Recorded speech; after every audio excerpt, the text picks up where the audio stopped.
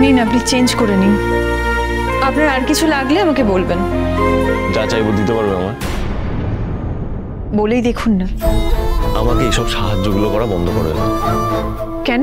এই কেন কি এত উত্তর আমি দিতে পারবো না। কোথায় থাকার কথা ছিল আমার এখন? হসপিটালে। তোমার জন্য তুমি জেদ করে আমাকে এখানে নিয়ে এসেছো। আচ্ছা, আপনি কি মনে করেন আপনার পায়ের এখন যা অবস্থা, আপনার যে টেক কেয়ারের দরকার সেটা আপনি হসপিটালে পেতেন? বাইরের লোকের টেক কেয়ার আর বাড়ির লোকের টেক কেয়ার কি এখনো আলাদা? করে আমার কোনো টেক কেয়ার করার প্রয়োজন নেই। নিজেকে এইসবের মধ্যে না বেশি ইনভলভ করো না। আমি যে ইনভলভ হয়ে গেছি ডাক্তারবাবু, কি করব বলুন? আমি একজন ডাক্তার হিসেবে জানি একজন পেশেন্টের রিকভার হতে কতটা টাইম লাগে, তার পেছনে কতটা সময় দিতে হয়, কতটা এনার্জি ইনভেস্ট করা দরকার। আমি এগুলো চাই না, তোমার থেকে আশাও করি না। So please. বেশ, কিন্তু আপনার ওষুধপত্র, খাবার দাবার এসবের কি হবে? কোনো দরকার নেই তার। নিজেরটা আমি নিজেই করে নিতে পারবো, আর কাউকে এক্সট্রা করে রান্না করতে হবে না আমার জন্য। রান্না করতে হবে না মানেটা কি? রান্না করতে হবে না মানে আমি তোমার হাতে খাবো না। করতো তোমার হাতে খেতে বলেনি আমাকে, তোমার সাথে থাকতে বলেছে। সে কি, আপনি 6 মাস না খেয়ে থাকবেন কি করে? 6 মাস নয়, 5 মাস 26 দিন, 4 দিন হয়ে গেছে।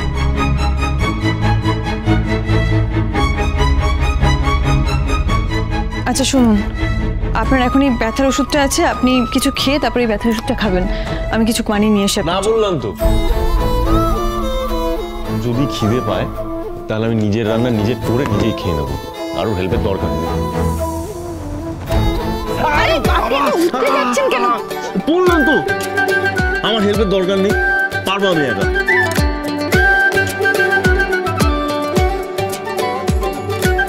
বেশ, আমার হাতে ছোঁয়া না থাকলেই হলো তো। তাহলে আপনি খাবেন? ঠিক আছে, তাই হবে।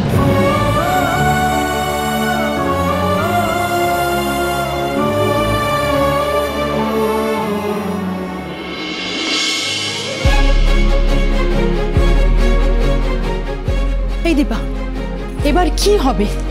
উনি তো তোমার হাতের ছোঁয়া খাবেন না বলছেন। খাবার না খেলে উনি সুস্থ হবেন কি করে দীপা?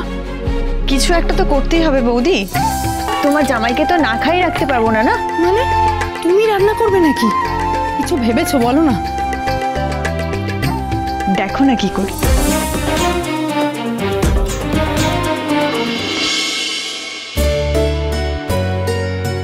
দাও দাও দাও। আচ্ছা দিদি ভাই, এখন কেমন আছে? এখন আর চিন্তার তেমন কিছু নেই, আর দীপার সাথে ওকে পাঠিয়ে দিয়েছি। না বলছিলাম দিদি ভাই, কিন্তু দীপার পক্ষে এখন সূর্যকে সামলানোটা কি সম্ভব হবে? এটা তুমি কি বলছো অনুজা? একটা মেয়ে শুধু মাথা উঁচু করে বাঁচবে বলে এতগুলো বছর ধরে লড়াই করে গেছে, সে আমাদের সূর্যকে সামলাতে পারবে না? ছোট, দীপার কাছে সূর্য যে কোনো হাসপাতালের থেকে অনেক যত্নে থাকবে। না দিদি ভাই, আমি কথাটা ওভাবে বলতে চাই না। আমি বলতে চাইছিলাম আমরা যদি দীপার সূর্যকে দুজনকে এই বাড়িতে নিয়ে আসতাম তাহলে বেশি ভালো হতো না? সেটা কি করে সম্ভব? সোনা দিদি ভাই, রূপা দিদি ভাই এ বাড়িতে রয়েছে না? দেখ ছোট, স্বামী স্ত্রী দুজনে একসাথে থাকবে, এটাই তো স্বাভাবিক। আর ওরা যে কোর্ট অর্ডারের পর একসাথে আছে, এটা আমি মন থেকে চেয়েছিলাম, আর এতেই আমরা নিশ্চিন্ত। কি বললি দিদি ভাই?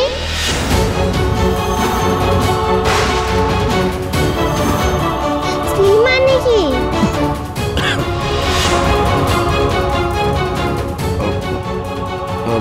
স্ত্রী মানে হচ্ছে বউ, ওয়াইফ। ওয়াইফ? তার মানে আমার মা? বাবা মায়ের কাছে আছে? কি মুশকিল, এইসব তোমরা আবার কোথা থেকে শুনলে? কি শুনতে কি শুনেছ? ভুল শুনেছ শোনা আমার, ভুল শুনেছ। আমিও ভুল শুনেছি? হ্যাঁ, তুমিও ভুল শুনেছো। তোমরা নিচে কি করছো এত রাতে? চলো ঘুমোতে চলো, ওঠো ওঠো ওঠো। দিদি ভাই, হ্যাঁ দিদি ভাই আমি তো বাবার সঙ্গে কথা বলবো। বাবার সাথে এখন এখন কি করে কথা বলবে? কি করে? বাবা তো এত রাত্রে ঘুমিয়ে পড়েছে, কথা বলতে পারবে না। তুমি পরে কথা বলো। চলো চলো আমরা ঘুমোতে যাই, চলো তো, চলো চলো চলো। না না, একটু আমি কথা বলি না। আচ্ছা মিস করছো হয়তো। দেখছি, দাঁড়াও ফোনে ধরে দিচ্ছি তোমার বাবাকে।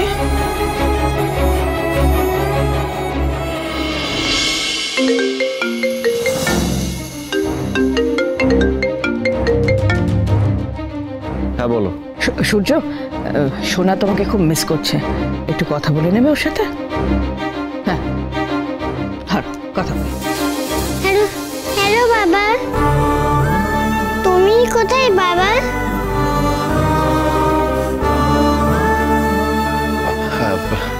মা আমি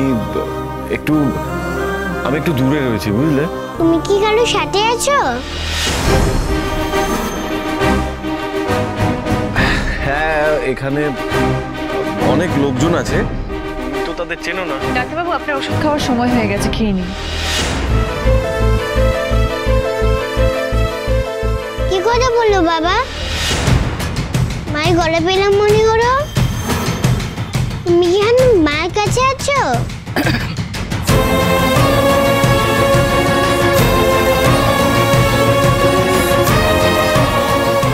মা আমি মানে দিদিভাই একটু আগেই বলছিল তুমি তোমার ওয়াইফের কাছে আছো। তুমি কি আমার আসল মায়ের কাছে আছো বাবা? বলো না বাবা, প্লিজ বলো না। আমি তো একটা কথা বলবো আমার মায়ের সঙ্গে। মা তুমি কি সব বলছো বলো তো? আমি কোনো মায়ের কাছে নেই। আচ্ছা শোনো আমার কথা, অনেক রাত হয়েছে, ঘুমিয়ে পড়ো, পরে কথা বলবো। Good night. হ্যাঁ রাখছি। Good night.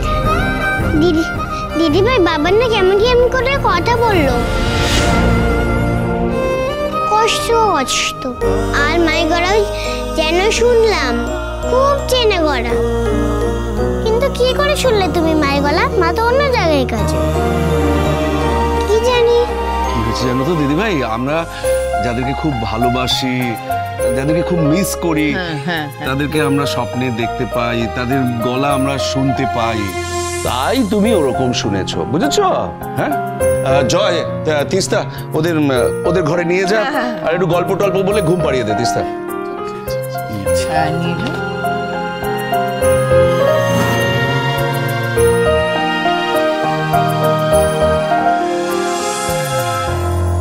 নিন, খেয়ে নিন। 15 মিনিট পরে ওষুধটা খেতে হবে। খাবো না আমি। সঠিক সময়ে ওষুধটা খাওয়াটা কতটা জরুরি একটা ডাক্তারকে নিশ্চয়ই বুঝিয়ে বলতে হবে না? তোমাকে একটা কথা বুঝিয়ে বললাম, তুমি বোঝোনি। আমি এগুলো খাবো না। তোমার হাতের রান্না করা, তোমার হাতে টাচ করা কোনো জিনিস আমি খাবো না। আমি খাবারটা হাতে করে নিয়ে এসেছি ঠিকই, কিন্তু এই খাবার আমি ছুঁইনি।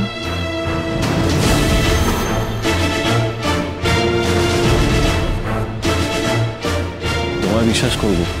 তুমি সত্যি কথা বলো। তিন সত্যি করে বলছি। খেয়ে নিন আপনি। বললাম তো খাবো না। ডাক্তারবাবু, আমি সাক্ষী আছি, দীপা নিজে হাতে কিচ্ছু ছুঁয়নি। আপনি যে সত্যি কথা বলছেন তার কি প্রমাণ আছে? আপনি তো ওর নিজের লোক। আমার থেকে অনেক বেশি নিজের ওর আপনি, তাই ভরসা রাখতে পারেন। বৌদি, আমার মনে হয় আমি এখানে দাঁড়িয়ে আছি বলে উনি খেতে পারছেন না। ঠিক আছে, আমি চলে যাচ্ছি।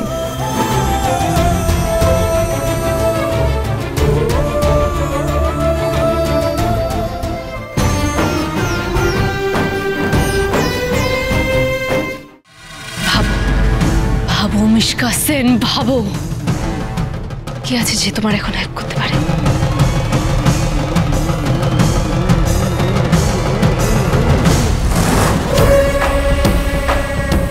সোনা বেবি, ইয়েস ইয়েস ইয়েস, একমাত্র এখন সোনাই পারে সূর্য আর দীপার এক ঘটা আটকাতে। এবার কাঁটা দিয়ে কাঁটা তুলবে মিশকা।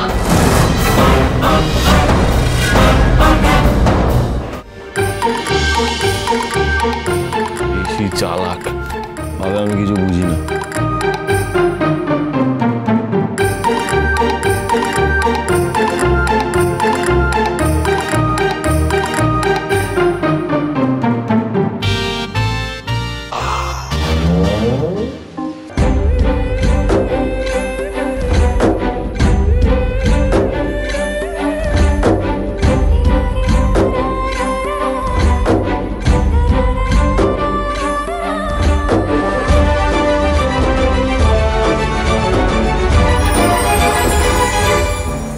আপনার সব দুঃখ কষ্ট আমি সারিয়ে দেব, কোনো কষ্ট থাকবে না আপনার।